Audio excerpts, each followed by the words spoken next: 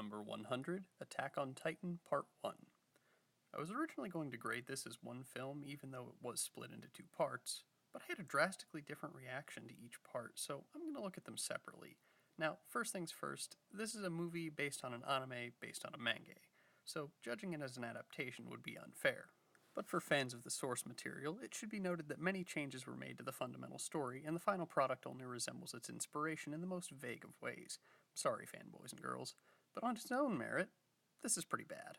A rushed, penny-pinching production, hoping to cash in on all that sweet Tumblr popularity, has rendered this movie inert and emotionally bereft.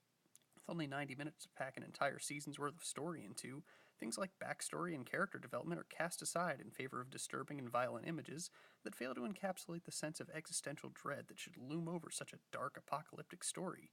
The potentially excruciatingly intense action sequences are undermined by lazy visual effects and shoddy direction, not to mention the misplaced attempts at comic relief that only serve as a reminder of this film's manically shifting tone. The squeamish need not apply, and only superfans with a sense of humor should take the time to seek this out. Number 99, San Andreas. I won't spend too much time on this one because a movie like this comes out every year, gets panned by critics, and makes a lot of money. I'm not a fan of this cycle, but I recognize its importance. Disaster movies play well on the big screen, especially in premium formats like IMAX and 3D. And with home entertainment becoming more affordable and technologically advanced, theaters have to find a way to compete. So, if sitting through one of these effects-laden schlock fests on an annual basis is the price I have to pay to keep the theaters I love so much open, then so be it. I realize I haven't talked much about this particular film, but what is there to say? It's basically a retread of the ground that was covered by The Day After Tomorrow in 2012. San Andreas serves as an excuse to put big action set pieces front and center and tie them together loosely with a paper-thin plot about a man trying to rescue his estranged family while a scientist says sciencey things. Sound familiar? I'd say don't see this movie, but chances are you already have, whether you know it or not. Number 98, Aloha. Pretty People in Pretty Places would be a good alternate title for this movie, as well as a fairly accurate plot summary. Now let me address the controversy surrounding this film before I really get into why it's bad.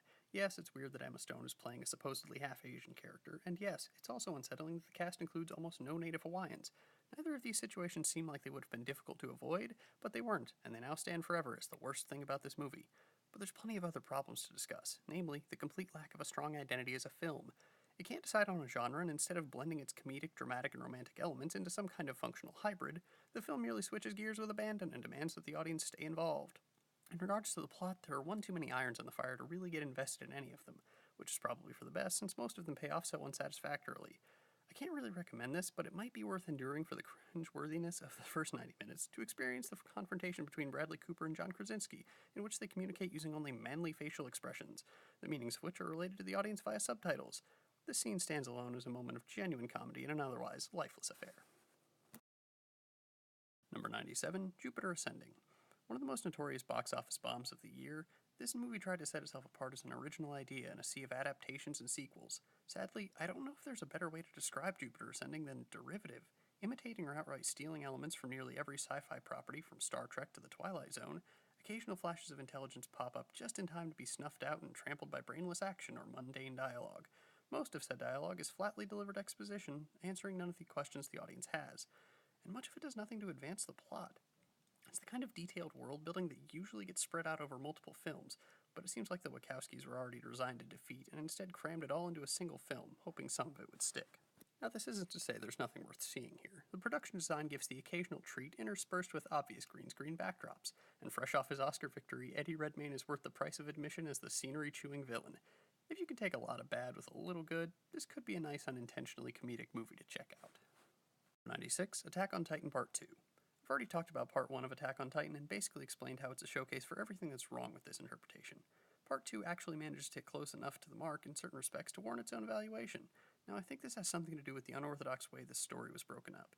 If you ever wonder why there are so many trilogies out there, it's because of the three-act structure.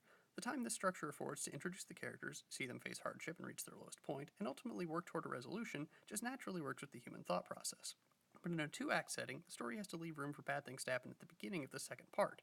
So when this film starts, the outlook for our heroes is pretty bleak, and it only gets worse. So when a glimmer of hope enters the picture, it's welcome relief. Add to that the fact that the only exposition left is the big twist. instead of all the hurried backstory of the previous film. Now, all of this is not to say that this is a particularly good movie. It's not. But it's more compelling because it's free from so many obligations. Technical problems still abound, and the style is sure to alienate the uninitiated, but this latter half is allowed to lean into the absurdity and relish the opportunity to put something truly unique on film. If you survived part 1, this will be a breeze.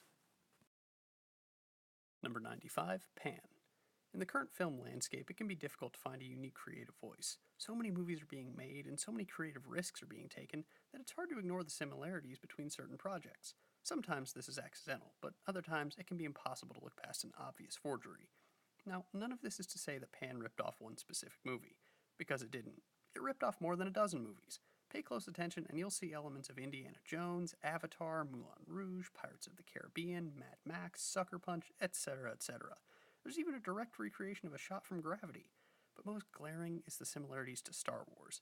The story, the characters, right down to the climax is almost a carbon copy of A New Hope. Another big problem with this movie is all the turn and wink references to the familiar Peter Pan story. There are way too many and they do nothing to serve the story. And for one final grievance, I'll mention the wildly inconsistent visual effects. Some are actually quite good, but others are mid-90s disaster movie bad. I had high hopes for this movie, and there are a few things that I really liked about it, particularly the leading performance of Levi Miller, but there's just so little to be excited about. Not unwatchable, but your time could be spent better elsewhere. Number 94, the SpongeBob movie Sponge Out of Water.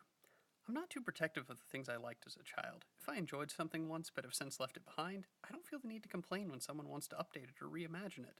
So I hope you'll understand that my feelings about this movie have nothing to do with my fond memories of the TV show or the original SpongeBob movie, which I maintain has one of the strongest endings of any story ever told. Now that that's out of the way, we can talk about how bad this is. Now, to its credit, the first 2 acts of this movie aren't really all that bad. Traditionally animated like the show, this actually feels like a story it might be worth paying to see, but when the film's CG live-action blended finale rolls around, all semblance of order is abandoned. I feel bad for Antonio Banderas being saddled with the demeaning job of giving a more cartoonish performance than any of his animated co-stars, and in his plight, I see the movie's fatal flaw. Bringing the world of SpongeBob into our own robs it of its tension. The world of the show has consequences, be they wildly overblown or shockingly underwhelming, they are unique to their environment, but they don't align with the consequences of our world. If ours are too harshly imposed on SquarePants and company, they become too fragile to believably root for. If our rules are ignored, then the stakes are too low to care. These are simply 2 worlds that never should have collided. Have at it if you're a diehard, steer clear otherwise. Number 93, A Walk in the Woods. I'll keep this one short because my feelings about this film aren't very complicated. There's no shortage of movies about reconnecting with nature through the majesty of the American wilderness, but most of them share a commitment to the dramatic aspect of man versus nature. In this film, though, the focus is more on the comedic possibilities of 2 septuagenarians attempting to hike the Appalachian Trail. This is certainly ripe with opportunities for laughs, since all good comedy comes from an element of misery, which the characters experience plenty of. But the fault comes in the attempt to balance comedy and tragedy. Some very serious issues have to be glossed over to keep the film from slipping into melodrama, and comedy has to be manufactured to fill these gaps. The result is an uneven experience that offers little more than a smattering of funny moments and some truly breathtaking vistas. No real blame can be placed on the film's leads. Robert Redford tries his best to make his character's 3-quarter-life crisis and frustration relatable, and Nick Nolte manages most of the film's laughs with his gruffly endearing performance. It may serve as inspiration for avid hikers and nature lovers with a case of wanderlust, but there's not much here for the rest of us. Number 92, Home. This really is a golden age for animated films, with some of the best writing and biggest technological advances being channeled into Pixar, Disney Animation, DreamWorks, and Illumination. Filmmakers are given the freedom to tell stories that simply couldn't feasibly be made just a few decades ago. That said, this movie probably won't be remembered with the best of this era. That's not necessarily a knock on this film, it's more of a testament to just how good animated films have been recently. Home struggles to set itself apart with a familiar story of unlikely companions and a very telegraphed message for the characters to learn. Now, these are just nitpicks to soften the blow of what I'm about to say. I can't stand the way the aliens talk in this movie. I get that their misunderstanding of English is supposed to be endearing, but it just came across as grating to me, particularly the unflappable delivery of Jim Parsons' O. Now, Steve Martin's more authoritative voice work takes some of the sting out of the dialogue, but it's still pretty annoying. But apart from that, a lot of the jokes and sight gags are well executed, and the film is just gorgeous to look at. There are also a few moments of genuine emotion that work really well. Hardly a waste of time, but there are better movies you could be watching. Number 91, Ted 2. Quit while you're ahead. This is one of the oldest sayings in the book. If only more filmmakers and producers were fans of classic literature. I know that this is hardly an original stance on the culture of sequels that's been cultivated in Hollywood, but there have been some really good sequels in recent years. But they all have one thing in common: they dared to break new ground and take their subject somewhere new that hadn't been explored already. So it's safe to say that I didn't think very highly of Tet 2. This film seemingly goes out of its way to reference and retread the first film, as if reminding the audience of how much fun they had then. They would ignore the fact that this outing has almost nothing to offer. Maybe it's just me, but it's really starting to feel like Seth MacFarlane's "don't go there" and "too soon" brand of humor has worn thin and just fails to connect. The jokes are more miss than hit, with only a few visual gags and Mark Wahlberg's performance providing most of the laughs, but even Marky Mark seems to be feeling the fatigue of these films, as he gladly takes a backseat to MacFarlane and does only serviceable work in the dramatic scenes that he owned in the first movie. The occasional chuckle aside, this is largely a joyless affair. See it if you're still on board with the shock value substituted for jokes train that R-rated comedies have been riding for a while, but this didn't do much for me.